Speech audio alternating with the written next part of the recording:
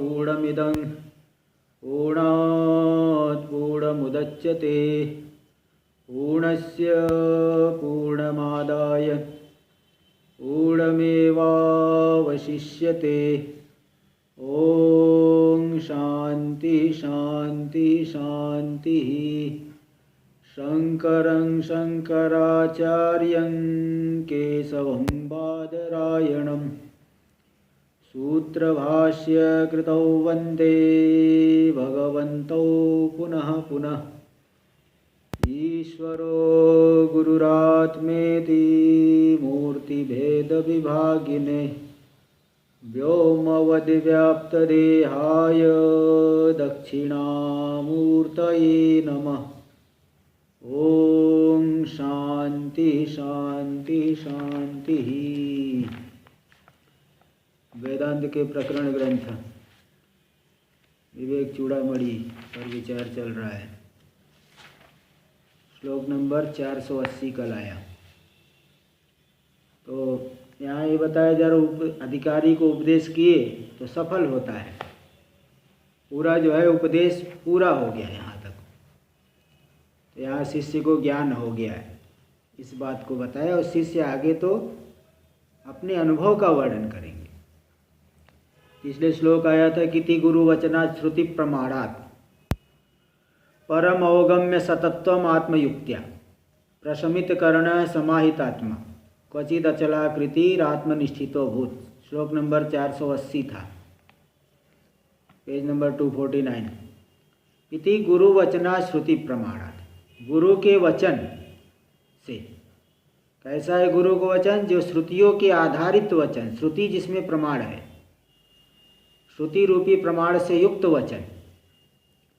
और द्वितीय पाद में दी आत्मयुक्त्या, जो स्वकीय मनन, अपना मनन भी किया। ऐसा नहीं कि गुरु ने केवल उपदेश दिया शास्त्र के आधार पे, बस उतने से ही नहीं, मनन भी जरूरी। बिना मनन के जो है वो विरोध परिहार नहीं होगा। इसलिए मनन कम करने की वजह से विरोध नाना प्रकार के मालूम पड़ते ही रहते हैं। मनन अधिक करे तो सब विरोध मिट जाते हैं। इसलिए शास्त्र प्रमाण के आधार पे गुरु का वचन, मनन, इनके द्वारा परम अवगम्य सतत्वम, तत्व के सहित परमात्मा को जान करके, जो प्रशमित कर्ण है, एकदम शांत कर्ण वाला है, सभी इंद्रियां शांत हो गई, समाहित आत्मा, मन भी समाहित हो गया। क्वचित अचलाकृति है ना, अचल आकृति वाला हो गया, मतलब अचल हो गया, तत्व में ही अचल हो गया, निष्ठ आत्मनिष्ठित हो, आत्मा में निष्ठा हो गया। इसी एकांत प्रदेश में अचलाकृति वाला हो गया, जैसे पर्वत के समान हो गए, एकदम उसी तत्व में स्थित हो गए। तो इस तरह से देखिए पूरे जो है उपदेश का फल भी यहाँ दिखा दिए कि आत्मनिष्ठा हो गई, ज्ञानी हो गए, शिष्य को भी गुरु के उपदेश से ज्ञान हो गया। देखिए टीका में, इति पूर्वम विस्तर संग्रह रूपेण कथिताद गुरु वचनात्। इस तरह से पूर्व में जो विस्तार से कहा गया और संक्षेप रूप से कहा गया, किसी किसी बात को पहले विस्तार से बताए फिर संक्षेप में बता दिए, अथवा पहले संक्षेप में बताए फिर उसी की व्याख्या बहुत सी श्लोकों के द्वारा किए। तो विस्तार और संक्षेप रूप से कहे गए गुरु के वचन से, किसके आधार पे गुरु का वचन है? श्रुति प्रमाणात्। श्रुतयः प्रमाणानि यस्य गुरु वचनस्य तत्श्रुति प्रमाणम। श्रुति जिसमें प्रमाण है, जिस गुरु के वचन में, श्रुति प्रमाण पे आधारित वचन, तस्मात् उस गुरु के वचन से। क्योंकि अभी भी आया था, 5 श्लोक पहले ही आया था, श्लोक नंबर 475 में। तो शास्त्रम युक्तिर्देशिकोक्ति प्रमाणम चांता सिद्धा स्वानुभूति प्रमाणम। शास्त्र प्रमाण है, युक्ति प्रमाण है, गुरु का वचन प्रमाण है और अंत स्वानुभूति प्रमाण है। तो इसलिए शास्त्र प्रमाण है। शास्त्रम युक्ति ही देशिकोक्ति प्रमाणम चांता सिद्धा स्वानुभूति प्रमाणम इत्यत्र शास्त्रस्य पृथक कीर्तनात्। वहाँ पे शास्त्र को अलग से गिना गया है, इसलिए यहाँ पे भी दूसरी प्रकार से व्याख्या कर लो, श्रुति रूप प्रमाणादिति व अर्थ।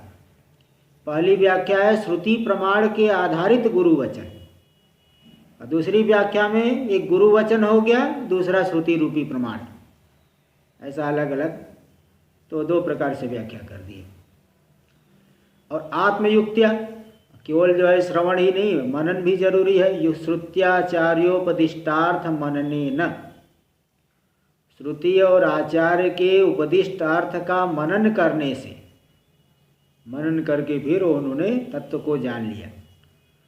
परम सतत्वम, परम ब्रह्म जो सतत्व है उसको यथार्थ रूप से परमार्थ तत्व को जान करके, परमार्थ तत्व को अवगम्य यानी जान करके, सभी इंद्रिय मन आदि सब एकदम अब बिल्कुल हलचल से रहित हो गए। प्रशमित कर्ण, प्रकर्षेण शमितानि करणानि चक्षुरादीनि बाह्यानि येन, जिसके द्वारा चक्षु आदि जो बाह्य इंद्रिया है प्रकृष्ट रूप से शांत कर दी गई है, जिसके द्वारा। यद्वा अथवा दूसरे प्रकार से अर्थ कर रहे हैं, आत्मयुक्तिया का अर्थ अलग दूसरा एक करते। पहले तो आत्मयुक्तिया का अर्थ कर दिए कि उपदिष्ट अर्थ का मनन के द्वारा। अब दूसरा अर्थ कर रहे आत्मयुक्तिया मतलब युक्ति योग, युक्ति योग, युक्ति मतलब योग, मतलब योग क्या है? वृत्ति का निरोध करना, सभी वृत्तियों का निरोध कर देना। आत्मन मनस वृत्ति निरोध, तो आत्मयुक्तिया, आत्मन युक्ति, आत्मा का अर्थ लेना मन, मनस वृत्ति निरोधेन, मन की वृत्ति का निरोध करके, करणानि बाह्यानि प्रकर्षेण समितानि, आत्मयुक्ति के द्वारा नहीं, मन की वृत्ति का निरोध करने के द्वारा प्रशमित करण हो गया, मतलब बाह्य इंद्रियों की भी सब चेष्टा मिट गई, बाह्य इंद्रियों की भी प्रवृत्ति हट गई, क्योंकि मन का निरोध कर लिया। बिना मन के बाह्य इंद्रिया वो कुछ नहीं कर पाती, क्योंकि देख रहे हो मन आपका दूसरी जगह है, तो केवल देखने मात्र से कुछ नहीं होगा, मन भी जुड़ा होना चाहिए। इसलिए यहाँ पे आत्मयुक्तिया का अर्थ कर दिए मन की वृत्ति का निरोध, उससे प्रशमित करण वाले हो गए। इति सुवचम, इस तरह से, अच्छी तरह से, इस तरह से भी कहा जा सकता, ऐसा भी अर्थ कहा जा सकता है।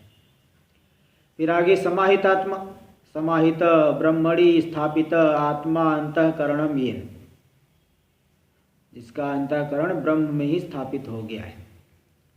येन अथवा यस्य, जिसका अथवा जिसके द्वारा, दोनों ही अर्थ ले सकते हैं। इति वा मनोवृत्ति निरोधेन चक्षुरादि उपसमेपि नात्मनिष्ठा, मन की वृत्ति का निरोध करके चक्षुरादि इंद्रिय का उपशम हो जाने पर भी आत्मनिष्ठा तो हर सभी को नहीं हो जाती।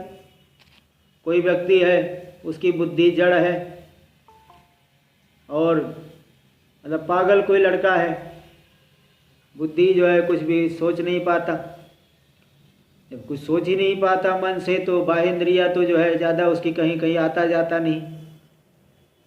पागल कोई लड़का है, उसका मन जो है कुछ काम नहीं करता, बाह्य इंद्रिया भी ठीक से काम नहीं करती, तो मन की वृत्ति का निरोध से चक्षुरादि उपशम तो है, लेकिन उसको आत्मनिष्ठा है क्या?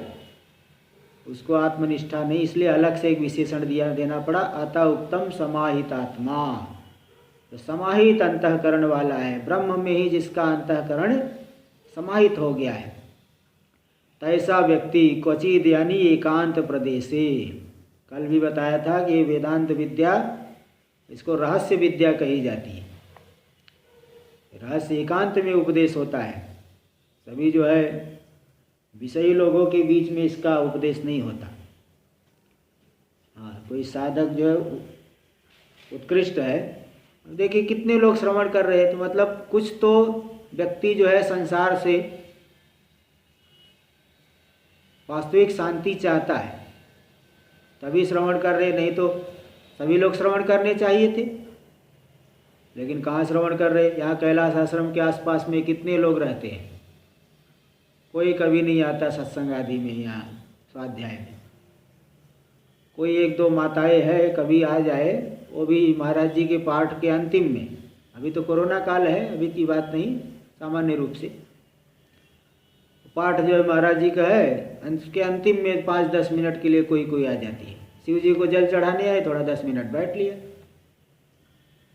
ऐसे 2-4 लोग भले हो, नहीं श्रवण करते, इसलिए वो बहुत जो है कम, इसके अधिकारी बहुत ही बिरले होते हैं। महाराज जी कोई नहीं आता, मतलब आते हैं, शिव जी का दर्शन करेंगे और 2-4 लोग इधर, कोई इधर, मतलब गृहस्थ लोग की बात बता रहा हूँ, जो साधु रहते हैं तो उनमें भी तो वो तो आते हैं। नहीं जैसे प्रेमपुर में इतने लोग आते हैं वैसे नहीं आते हैं। ऐसे रोज वाले में कहाँ 2-4 लोग आके बैठ गए, 1-2 बस। क्योंकि प्रेमपुरी वाले में बात अलग है कि वहाँ थोड़ा मसाला मिला के बताएंगे ना, प्रवचन करेंगे। यहाँ तो कोई, ये तो स्वाध्याय है ना, टीका चले, भाष्य चलेगा, टीका चलेगा। जैसे सायंकालीन पाठ चला रहा हूँ तो लोगों की संख्या कम होती जाती है क्योंकि कठिन रहता है ना, भाष्य टीका चलेगा तो कहाँ जो है। प्रेमपुरी में भी केवल भाष्य चलता है और एक पहले प्रवचन चलेगा, प्रवचन में ज़्यादा लोग आते हैं। आप देख लो, प्रवचन में ज़्यादा आएंगे क्योंकि प्रवचन में इधर उधर की भी बात बताएंगे, और भाष्य वाली लेंगे तो उसमें भी मतलब केवल भाष्य ही लेंगे, टीका तो नहीं जाएंगे। तो थोड़ा जो है कुछ विस्तार करते हैं, तो इसलिए कुछ लोग बैठ जाते हैं, और कुछ तो ऐसे है आप लोगों में भी कि चाहे कैसा भी पाठ हो वो बैठेंगे, चाहे कठिन हो चाहे सरल हो। तो मतलब जिनका मन एकदम पूरा पक्का हो गया है वो तो बैठेंगे। हाँ, सभी की बस की बात नहीं है। इसलिए क्वचित यानी एकांत प्रदेशे अचलाकृति ही, अचल आकृति वाले हैं, अचला आकृति यस्य, इसकी आकृति अचल एकदम स्थिर हो गया मन उनका। पर्वत अवध अप्रकंप्य, पर्वत के समान कभी जो है प्रकंपित होने वाला नहीं है। तो इस तरह से ऐसा हो गया। आत्मनिष्ठित, आत्मा में उनका निष्ठा उत्पन्न हो गया है, आत्मनिष्ठित हो गए, आत्मनिष्ठा से युक्त है।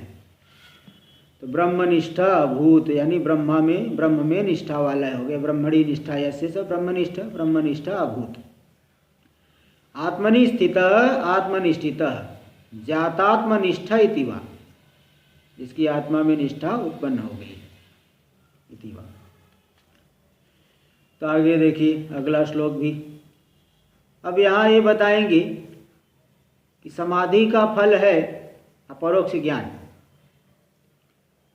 यहाँ शिष्य के अनुभव इसमें प्रमाण है, शिष्य का अनुभव दिखाएंगे, आगे बहुत श्लोकों में दिखाएंगे।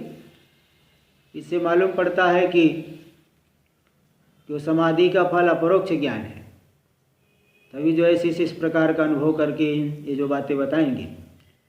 तभी देखिए अगले श्लोक में, अब गुरु जी की ये उपदेश सुन करके इतना शिष्य एकदम समाधि में स्थित हो गए, पूरी तरह से समाधि में चले गए। और समाधि में चले गए, फिर प्रारब्ध वेग से बाद में जब उठते हैं तब फिर बताएंगे, अपनी स्थिति का वर्णन करेंगे। देखिए श्लोक नंबर 481। कंचित कालं समाधाय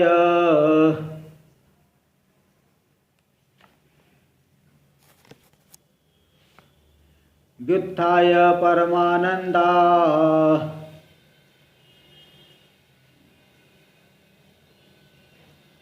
दिदं वचनमब्रवीत्।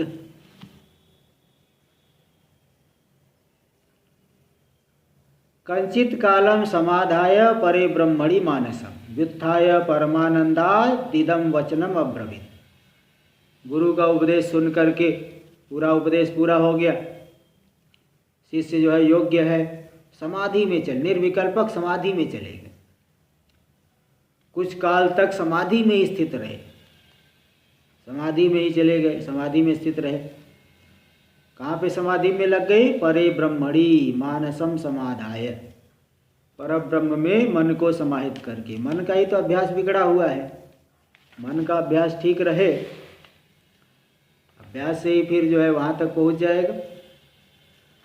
तो कुछ काल तक परब्रह्म में मन को जो है समाहित करके, मतलब मन उसमें समाधि में ही चला गया। उपदेश जब इतना सुनने के बाद फिर बाद में कैसे उठे? बोल रहे प्रारब्ध वेग से व्युत्थाय। प्रारब्ध वेग है तो फिर दोबारा मन बाहर आएगा, प्रारब्ध पूरा हो गया तो फिर नहीं आएगा ना। इसलिए प्रारब्ध वेग से उस समाधि से उठ करके परमानंदादिदम वचन अब्रवीत, परमानंद का अनुभव करके परमानंद से ही इस वचन को बोले। दुखी हो के नहीं समझना, परमानंद से इस वचन को बोले। परमानंद का जो है उस परमानंद रूप परमात्मा से व्युत्था, अथवा ऐसा लगा सकते परमानंद रूप परमात्मा से व्युत्थित होकर के इस वचन को बोले, अथवा परम आनंदित होकर के इस वचन को बोले। दोनों प्रकार से अन्वय हो सकता है। तो इस तरह से देखिए यहाँ पे तो इतना अभ्यास किया कि जो है इतना मनन आदि किया, श्रवण किए, मनन किए, निधिध्यासन किए, को जो है समाधि में चले गए। तो अभ्यास जो है अगर खराब रहे तो जो है व्यक्ति का खराब अभ्यास, मन का अभ्यास खराब होने से ही जो संसार में ही जाता है। एक बार जो है अहमदाबाद में हम लोग गए थे, एक आदमी जो है वो ले जा रहा है कार में, तो ओंकारेश्वर में उस समय रहता था, तो वहाँ से गए थे। तो स्वामी जी आगे बैठे कार में, हम लोग पीछे बैठे हैं। तो एक आगे से एक जो है बाइक वाला लेके जा रहा है बाइक, वो बाइक पे टेढ़ा बैठा हुआ है। तो स्वामी जी ने पूछा, भाई बाइक पे टेढ़ा कैसे बैठा है, टेढ़ा क्यों बैठा है? तो उस व्यक्ति ने, वो ड्राइवर ने, गाड़ी के ड्राइवर ने बताया कि महाराज जी ये लोग रिक्शा चलाते हैं, अधिक पैसेंजर बैठाने के लिए खुद टेढ़े होकर के बैठ जाते हैं, पैसेंजर ज़्यादा बैठेगा। तो ऐसे ऐसे जो है करते करते उनका टेढ़े बैठने का ही अभ्यास हो जाता है। तो बाइक चला रहा, वहाँ भी टेढ़े होके बैठा है। तो ऐसे मतलब यही, मतलब जैसा अभ्यास करे व्यक्ति वही आदत पड़ जाती है। इधर इसका अभ्यास किया तो मन जो है वहाँ पे निर्विकल्पक समाधि में चले गए। फिर उठ करके इस वचन को बोले। अबे 39 श्लोक में अनुभव बताएंगे, 39 श्लोक तक जो है शिष्य का अनुभव कथन होगा। देखिए श्लोक नंबर 482। बुद्धिर्विनष्टा गलिता प्रवृत्ति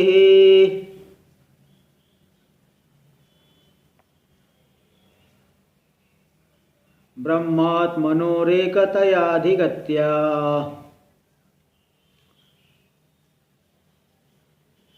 इदं न जानेऽप्यनिदं न जाने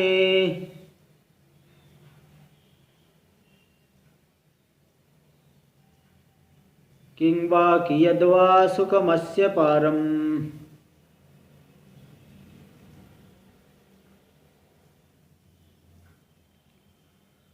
देखिए शिष्य अपने अनुभव को बता रहा है। बुद्धिर विनष्टा, हे प्रभो मेरी तो बुद्धि नष्ट हो गई। पहले बुद्धि जो संसार में बहुत घूमती थी, वो बुद्धि नाम मात्र विनष्ट हो गई। भाई मन का अमनी भाव, संकल्प विकल्प करना छोड़ दे तो मन अमनी भाव को प्राप्त हो गया, है ना। कोई आदमी जो है चेष्टा करना बंद कर दे तो बोले तो मारा मुर्दा है, कुछ करता ही नहीं तो बोले तो मुर्दे जैसा मुर्दा है। तो बुद्धि जो है विषयों में जा ही नहीं रही, बुद्धि विषयों का कुछ जो है संकल्प विकल्प निश्चय आदि कुछ नहीं कर रही है, तो बुद्धि नष्ट हो गई। गलिता प्रवृत्ति ही, सब प्रवृत्ति मेरी जो है शरीर इंद्रिय आदि सबकी प्रवृत्ति गलित हो गई, विनष्ट हो गई। कैसे विनष्ट हो गई भाई? बोले ब्रह्मात्मनोरेकतयाधिगत्या, जीव और ब्रह्म की एकत्व रूप से अधिगति यानी ज्ञान के द्वारा। एकत्व ने जब ज्ञान हो गया, एक अद्वितीय तत्व में बुद्धि स्थित हो गई, संसार के पदार्थों की आस्था हट गई। अब बताओ किसका संकल्प करेगी बुद्धि, किसका निश्चय करेगी? क्या संकल्प निश्चय करे जब आत्मा से छोड़ करके कुछ है ही नहीं, जब ये निश्चय हो गया क्यों संकल्प विकल्प करेगी? तो सब प्रवृत्ति जो है नष्ट हो गई, बुद्धि भी नष्ट हो गई। जीव ब्रह्म की एकता का जब अनुभव हो गया, द्वितीय तत्व में जब निष्ठ हो गया, बोले सामने तो दिखाई पड़ेगा कुछ, बोले इदम न जाने, इदम यानी जो सामने, इदम इदमस्तु सन्निकृष्टे, सामने जो है उसको भी नहीं जान रहा, है ही नहीं तो क्या जानेगा। सामने की वस्तु से तादाद में हट गया, सत्यत्व बुद्धि हट गई, तो उसको क्या जानेगा। इदम न जाने और अनिदम न जाने, कोई परोक्ष वस्तु है, स्वर्ग है, दूर की वस्तु उसको भी नहीं है, उसको भी नहीं जान पा रहा हूँ, क्योंकि है ही नहीं तो जानूंगा कहाँ से। एक अद्वितीय आत्मा ही है, जब ये निश्चय हो गया तो इदम को क्या जानेगा, अनिदम को क्या जानेगा। प्रत्यक्ष वस्तु को भी नहीं जान रहा है और परोक्ष वस्तु को भी नहीं जानता। अब कोई विक्षेप नहीं रहा, अब कोई व्यवधान नहीं रहा सुख में। तो किम वा कियद वा सुखम, कैसा सुख है और कितना सुख है।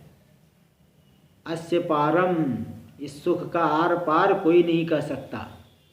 देश काल को लेकर के कितने काल तक रहेगा, इतने देश में ही रहेगा, ऐसा नहीं। तो सुख की जो है कोई सीमा नहीं है ना, आनंद सागर में स्थित हो गए। ये देखिए शिष्य का अनुभव यहाँ से शुरू हो गया। पूरा उपदेश पूरा होने पर गुरु के उपदेश से और शिष्य जो है तत्पर होकर के लगे तो आत्मा का अनुभव किए।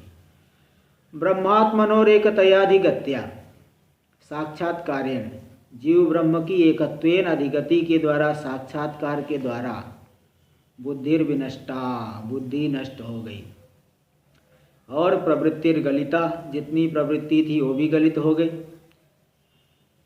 इदम प्रत्यक्षगतम न जाने, ये जो प्रत्यक्ष सामने वगत है, प्रत्यक्ष सामने वस्तु है वो भी नहीं जान रहे, क्योंकि है ही नहीं, एकमेवा द्वितीय ब्रह्म में निष्ठा हो गई। अनिदम यानी अनिदम अपि परोक्षम अपि न जाने, परोक्ष वस्तु को भी मैं नहीं जानता, अहम न जाने, उत्तम पुरुष एक वचन। पूर्वम तथा विभाग आसीत, ज्ञान होने से पहले सामने ऊपर नीचे आगे पीछे ये सब विभाग था। पूर्ववर्ती प्रत्यक्षम, तब विभाग था कि सामने की वस्तु प्रत्यक्ष है, पूर्ववर्ती सामने की वस्तु प्रत्यक्ष है। अपरम अपरंग परोक्षम, जो सामने नहीं है अन्य वस्तु वो परोक्ष है। तो प्रत्यक्ष और परोक्ष विभाग ज्ञान होने से पहले था। इदानीं तथा नास्ति, किंतु अब ऐसा नहीं है। इति कथनम, ये जो है कथन इस तरह से बताया। तो किम वा कियद वा सुखम, कितना सुख, कैसा सुख है और कितना सुख है। अस्य पारम, इसका पार जो है कोई कह नहीं सकता। किम कियद वा सुखम,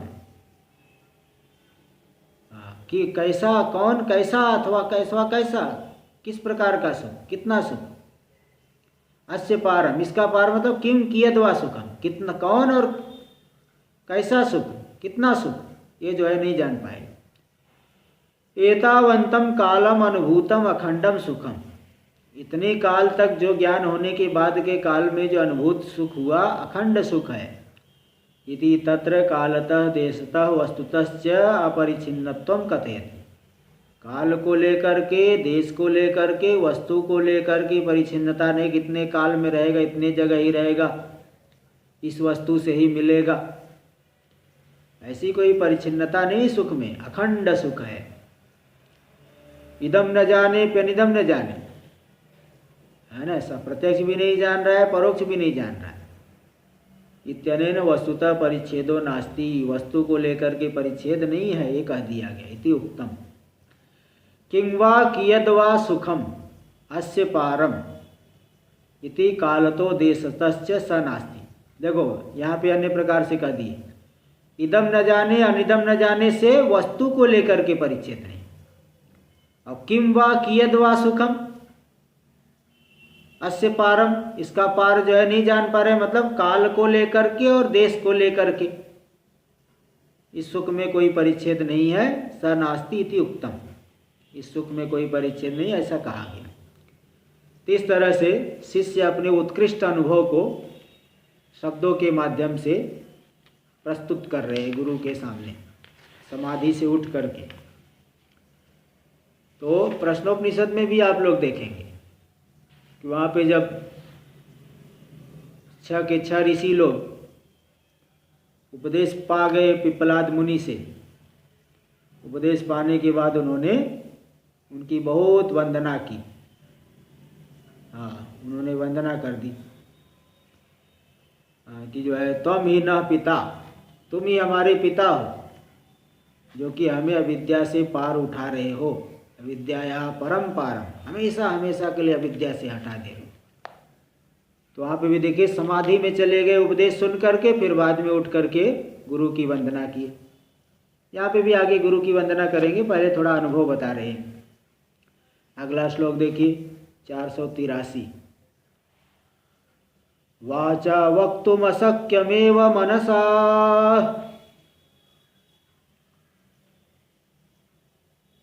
मंतुं न वा शक्यते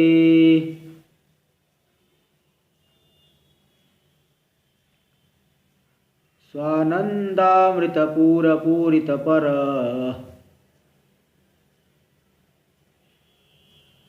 ब्रह्माम्बुधेर्वैभवम् अम्भोराशिविशीर्णवार्षिकशिला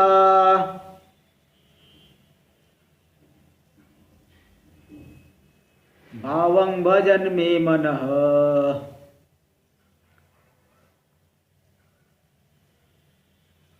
यस्यांशांशलवे विलीनमधुना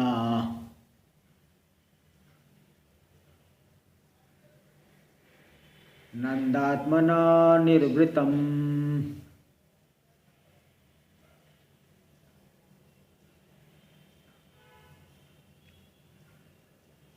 देखिए वाचा वक्तुम अशक्यमेव मनसा, बोले जो आनंद आपको मिल रहा है वाणी से बताओ। बोले नहीं, वाचा वक्तुम अशक्यमेव, वाणी से उसको बता पाना बिल्कुल संभव नहीं है, मेरे बस की बात नहीं है कि वाणी से उसको बता दूं। और मनसा मंतुम न वा शक्यते, स्वरूप सुख है, मन के द्वारा उसका क्या मनन होगा। विषयों का तो आप बोल सकते हो कि इस समय मैंने ऐसा बहुत अच्छा भोजन किया, वहाँ पे बहुत अच्छा रूप देखा, यहाँ पे जो है इसका ऐसा स्पर्श अनुभव किया, वैसे ही सुखों का मनन कर सकते हो। लेकिन ये जो स्वरूप सुख है उसका मनन नहीं, उसका कोई आर पार नहीं, उसका क्या मनन, उसका मनन नहीं हो तो स्वसंवेद्य है।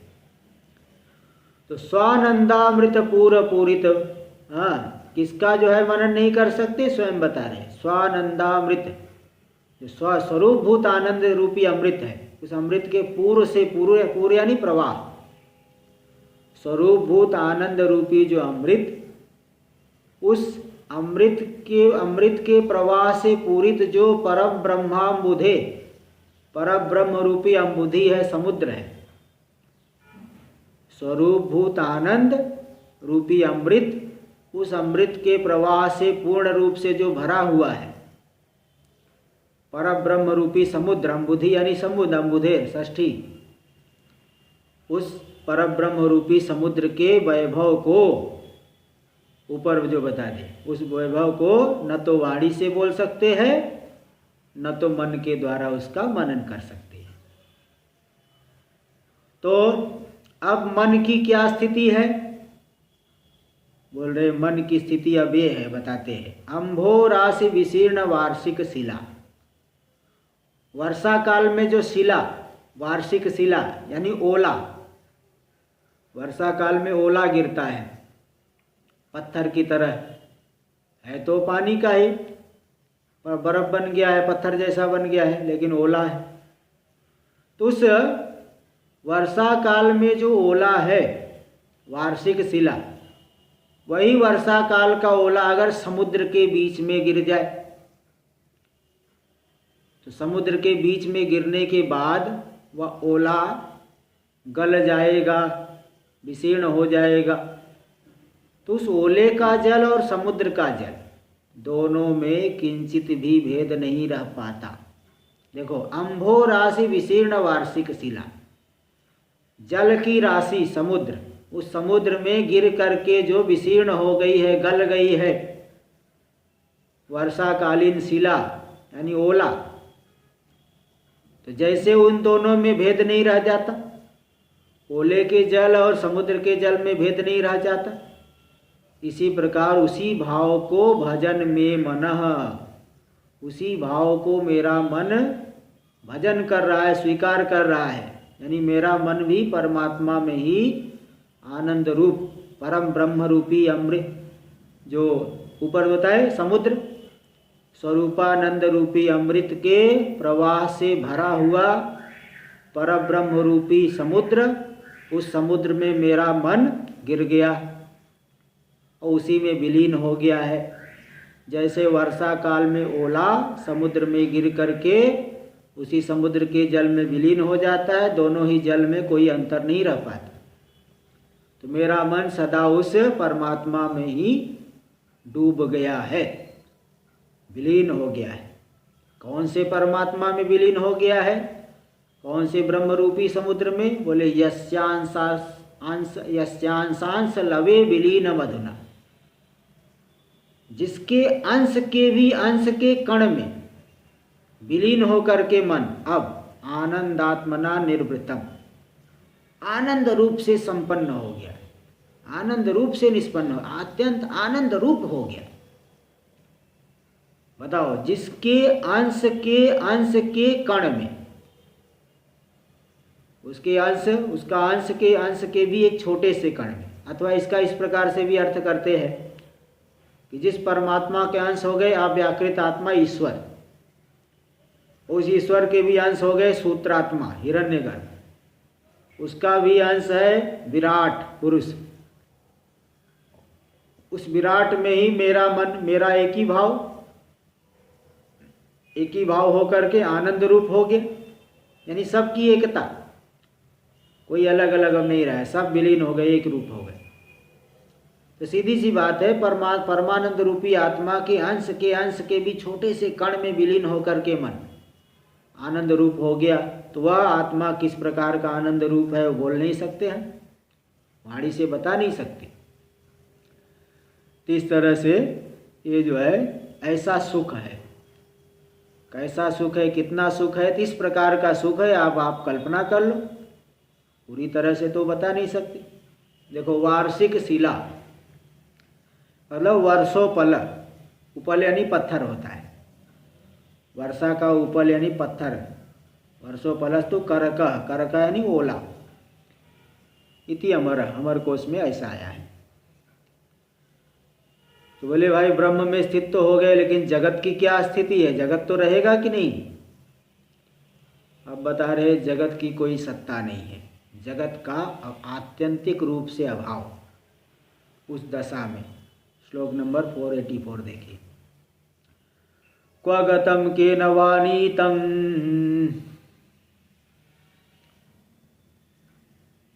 कुत्र लीनमिदं जगत् अधुनैव मया दृष्टं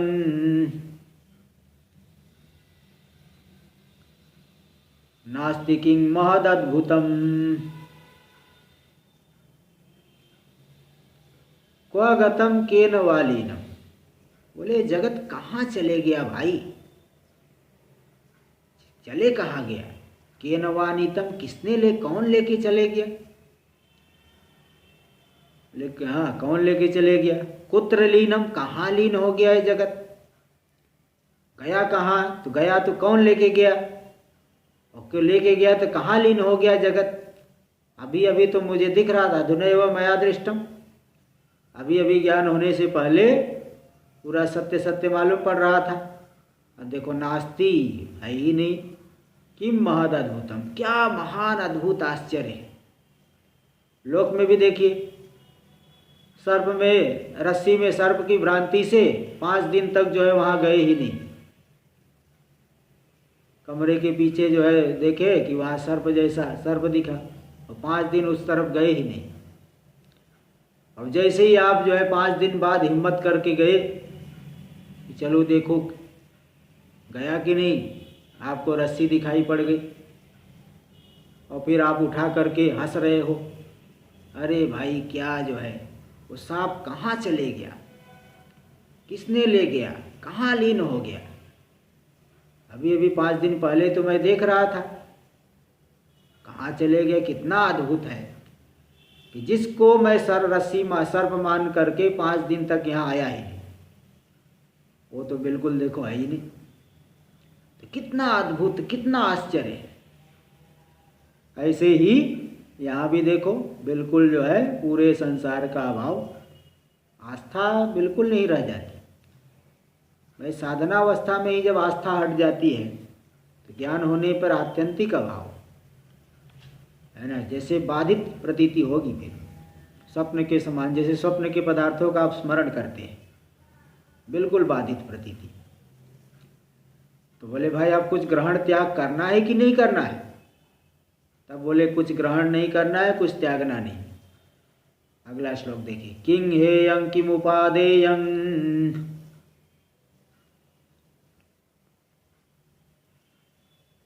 किमन्यत् किं विलक्षणम्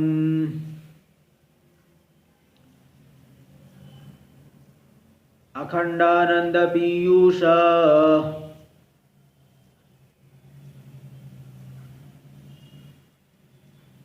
पूर्णो ब्रह्म माणवे।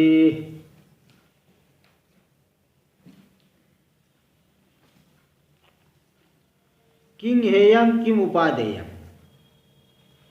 है ना।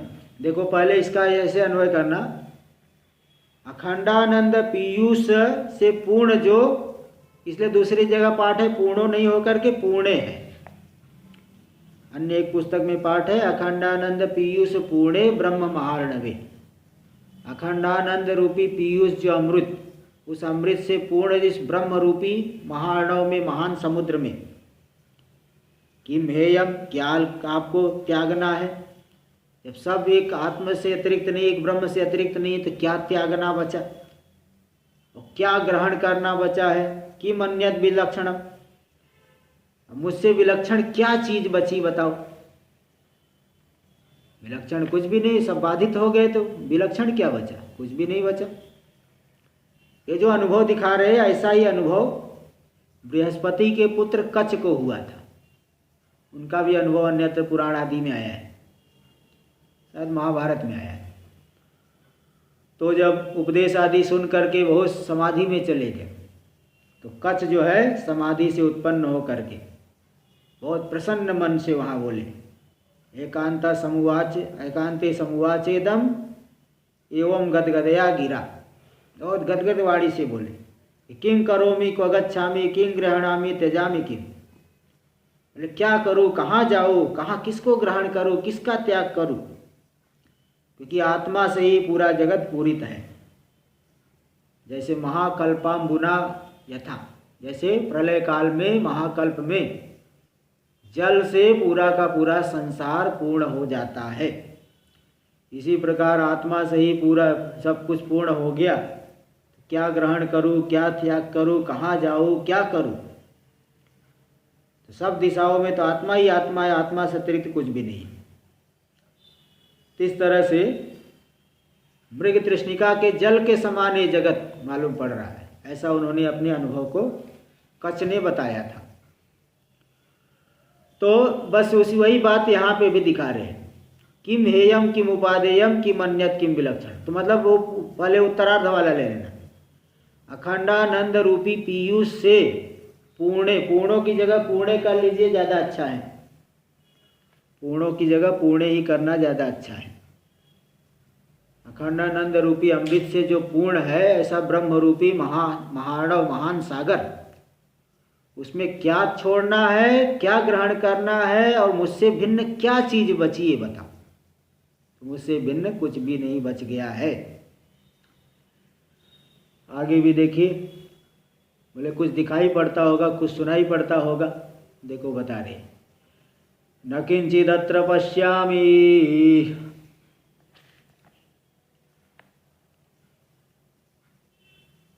न शृणोमि न वेद्म्यहम्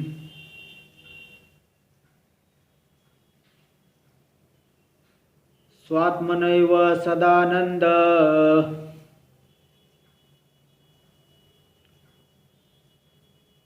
रूपेणास्मि विलक्षणः। न किंचिदत्र पश्यामि, इस ज्ञान दशा में आत्मा को छोड़ करके इस आत्मा में दूसरा कोई भी मैं नहीं देखता हूँ। देखना ना देखना बराबर, अन्य चीज़ें दिख करके भी नहीं है। जल जैसा मरुभूमि में प्रतीत होने पर भी नहीं है, जानने वाला जानते हैं, जानने वाले जानते हैं। इस तरह से इसमें इस आत्मा में मैं कुछ भी अपने से भिन्न नहीं देखता। न शृणोमि, न ही कुछ श्रवण करता हूँ, न वेदमी, न जान पा रहा हूँ। बहुत कोशिश करने पर भी नहीं जान पा रहा हूँ, कोशिश करने पर भी नहीं जान पाऊँ, क्योंकि जब अस्थाई मिट गए तो क्या दिखेगा। पहली बात तो कोशिश ही नहीं करेगा, क्योंकि अस्थाई मिट गई है तो मतलब कुछ अतिरिक्त नहीं। जो कुछ भी दिखने में आ रहा है, सुनने में आ रहा है, जानने में आ रहा है, सब के सब आत्मा से अतिरिक्त नहीं है, कोई भी आत्मा से अतिरिक्त नहीं है।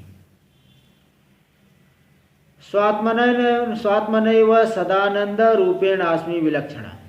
स्वात्मना सदानंद रूप से ही मैं इस पूरे संसार जड़ जगत से विलक्षण हूँ, इसका अधिष्ठान रूप हूँ। इन सबसे विलक्षण मैं अपने आप को अनुभव कर रहा हूँ। तो इसलिए स्वात्मना जो हमारा स्वरूप है, सदानंद रूप, उसी रूप से मैं इस पूरे जगत से विलक्षण, बाधित जगत का अधिष्ठान रूप हूँ, उससे विलक्षण हूँ, ऐसा मुझे अनुभव हो रहा है। अथवा विलक्षण का टीका में कर दिए पंचकोश विलक्षण, पांचों कोशों से मैं विलक्षण आनंद रूप हूँ, आनंद रूप से स्थित हूँ। अब जब अज्ञान दूर हो गया, तब तो अद्वैत हो गया, तो गुरु को भुला देंगे, शास्त्र को भुला देंगे, ईश्वर को भुला देंगे। ईश्वर की जो है तो बोले नहीं, वो जो है विद्यालेश से गुरु को जो है अपने उसको गुरु की कृपा का स्मरण करके उन्हें प्रणाम करेंगे। देखो, प्लुष्टा ज्ञान कृतकृत्य गुरुं प्रणमति। जिसका ज्ञान प्लुष्ट हो गया, जल गया है, प्लुष दाहे, जिसका ज्ञान जल चुका है, ज्ञान ने अज्ञान, जिसका ज्ञान प्लुष्टा ज्ञान है, जिसका ज्ञान जल चुका है, जल गया है, तो कृतकृत्य, जो कृतकृत्य हो गए, अब कुछ कर्तव्य बाकी नहीं रह गया, तो भी गुरुं प्रणमति, गुरु को प्रणाम करते हैं। नमः, अगला श्लोक जो आ रहा है 487 के द्वारा, क्योंकि अन्यत्र आया है, उपदेश से आया है। क्यों ऐसा प्रणाम करेंगे? जब पूरा जगत ही बाधित हो गया तो गुरु को प्रणाम करना क्यों बाकी रह गया? क्योंकि ये आया है भावाद्वैतम सदा कुर्यात् क्रियाद्वैतम न कुत्रचित। भावाद्वैत करिए, भावना में अद्वैत की, सब कुछ अद्वितीय तत्व है, ऐसी भावना करिए, लेकिन क्रिया में अद्वैत नहीं कि क्रिया करने में जो है गाय को घास खिलाने की जगह पराठा खिलाइए और आदमी को जो है घास खिलाइए। क्रियाद्वैतम न कुत्रचित, भाव में अद्वैत है, क्रिया में अद्वैत नहीं। क्रिया अगर व्यवहार करेंगे ज्ञान के बाद भी तो पहले के जैसा ही करेंगे। इसलिए समदर्शन तो माना जाता है, समवर्तन कहीं नहीं आया कि सबके साथ समवर्तन करेंगे। अरे समवर्तन क्या?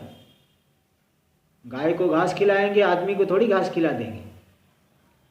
इसलिए समदर्शन मानी जाएगी, समवर्तन नहीं। अद्वैतम त्रिषु लोकेषु नाद्वैतम गुरुणा सह, तीनों लोकों में अद्वैत, लेकिन गुरु के साथ अद्वैत नहीं करना व्यवहार में। परमार्थ में तो अद्वैत है ही, गुरु जो है वही हम भी हैं, हमारा स्वरूप एक ही है, लेकिन व्यवहार में गुरु के साथ अद्वैत नहीं। कैसा नहीं, गुरु के कंधे पे हाथ रख दो, जैसे मित्रों के कंधे पे हाथ रख देते हैं। गुरु पे के आसन पे जाके सो गए और गुरु जी नीचे बैठ गए, क्योंकि भाई सब एक ही ब्रह्म है, अब क्या भेद रह गया? ऐसी बात नहीं, ये सब पागलपन नहीं। जब तो वहीं क्यों बैठेगा वो? जब कुछ है ही नहीं तो वहीं क्यों बैठेगा? इसलिए बताए कि नहीं, भावाद्वैत करिए, क्रिया में अद्वैत नहीं। तीनों लोकों में अद्वैत है, सही बात है, लेकिन गुरु के साथ व्यवहार में अद्वैत नहीं करना। समदर्शन तक ठीक है, समवर्तन ठीक नहीं तो लोग क्या कर देंगे, अपने आप को ज्ञानी मानेंगे और लोग जो है पागल डिक्लेयर कर देंगे, भाई ये पागल है, उनके पास जाओ ही मत। और फिर कोई जो है ज्ञान साधना से भी दूर भागेगा कि भाई ज्ञान होने पे देखो ऐसा करते हैं, इनको कौन ज्ञानी मानेगा। तो इस तरह से ये अब इसलिए गुरु को प्रणाम करें क्योंकि गुरु ने हमारे पर महान उपकार किया है। ये हम लोग कल देखेंगे। गुरु जी कहाँ का श्लोक है? कौन सा? यही जो आशा द्वैतम सदा कार्यम क्रिया द्वैतम न कुत्रचित्। ये तो अभी ध्यान नहीं आ रहा है, देखता हूँ मिल जाएगा तो बताऊंगा। ओम पूर्णमदः पूर्णमिदं पूर्णात् पूर्णमुदच्यते पूर्णस्य पूर्णमादाय पूर्णमेवावशिष्यते। ओम शांति शांति शांति। शंकरं शंकराचार्यं केशवं बादरायणं सूत्रभाष्य कृतौ वंदे भगवन्तौ पुनः पुनः। ईश्वरो गुरुरात्मेति मूर्तिभेदविभागिने व्योमवद्व्याप्तदेहाय दक्षिणामूर्तये नमः। ओम शांति शांति शांति।